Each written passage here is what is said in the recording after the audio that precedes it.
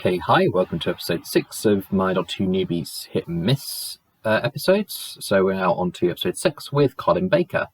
Very limited with the run, like I said, from my previous episode with him and Sylvester McCoy, because they didn't have as many episodes to sort of go through, but I picked 3 episodes to avoid and 3 episodes that are fine to watch for newcomers to the series.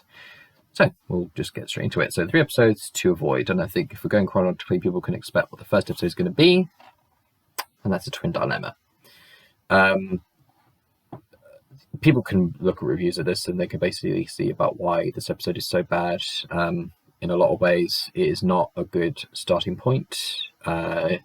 Story drags out, Doctor's very out of character, and it's not very like doctor-y of what to expect from this, and it just all kind of collapses in on itself as a story overall. Again, not because of boredom, but how poorly executed everything was and how bad the ideas were, how bad the episode ended up being overall. So don't watch that one. Don't watch Colin Baker's first story as your first ever classic or first ever Doctor Who story, because that will really put you off the series. Second story to avoid, The Two Doctors. It's mainly because this is just a very, very overly complicated story in terms of there's too many plot lines put in addition to the fact that it's 3 45-minute episodes rather than the standard 2, which was most of Colin Baker's ones, which it really drags out a lot, and it doesn't need to be that long. So you'll get bored with this because of how much it drags out and how much complication there is to it more than anything else. I think the story itself didn't really have too many issues in its own right, but like I said, just when you do it for as long as it was done for, it doesn't really keep you interested like other stories can. And then the final one not to watch of Colin Baker's run, and that is Time Lash. Again, this is kind of similar with Warriors of the Deep. There's a lot of behind the scenes issues of why the story ended up being a mess that it was, and yeah, it shows by how much of a mess it is with everything that's done with it, and there's even a documentary to explain it on here. But again, it's one to just not go straight towards if you're a newcomer to the series. It's just very, very poorly done in a lot of ways, with the overall story and the acting and whatever. But that's that for those ones to avoid. And then the 3 stories which I think are good to watch as a newcomer. So again, chronologically going, we're going with Attack of the Cybermen. It works out quite nice in a lot of ways. It's quite a interesting setup. As I think the first part is stronger than the second one. Some people say it's the other way around, but just make your own opinion of it as you do. But I think this is a good one to start off with. You've got the return of the Cyber Controller since Tombs, and it's kind of interesting. It's definitely a step up from the Twin Dilemma from before, especially with the sort of way the story goes and everything. So can't complain there.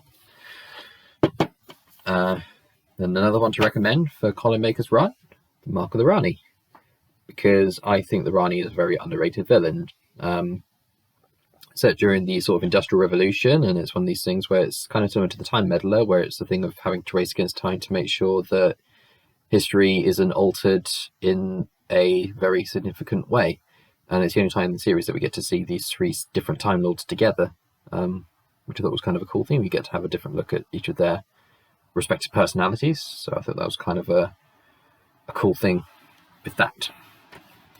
And then finally, for recommendations, that is Revelation of the Daleks. Somewhat of a Doctor-less story. I mean, he is in it, but you don't see him too much with his interactions and stuff with the main characters in the first part anyway. Very creepy atmosphere, very creepy ideas behind it, and Terry Molloy just demonstrating how much he is just pretty much I would say the pinnacle of Davros, because of how much he's able to sort of develop the character in a lot of ways. But yeah, this is definitely one that I think is another good one to start off with if you do choose to start with Colin Baker, because he has done some pretty good audiobook stories, but obviously they came a lot later. But this is a good starting point there. And again, some people might be questioning, why didn't you include Trial of a Time Lord on this list for either section? That's a season in itself, so I think it's worth watching a separate story first and then watching the Trial of a Time Lord season in its own right. Again, once you get the feel of what the Doctor's like for Colin Baker and everything. So those are why I didn't include it on this list. And my explanation with these stories. I know I kind of repeat myself with these, but there isn't too much more that can be added with, you know, stuff like this when you say about the poor execution of a story with the acting and whatever. But it's just my opinions, and anyone else can choose to listen or ignore it as they do. So yeah, that is that for this episode, and I will catch you next time for when I do Sylvester McCoy. So long, take care.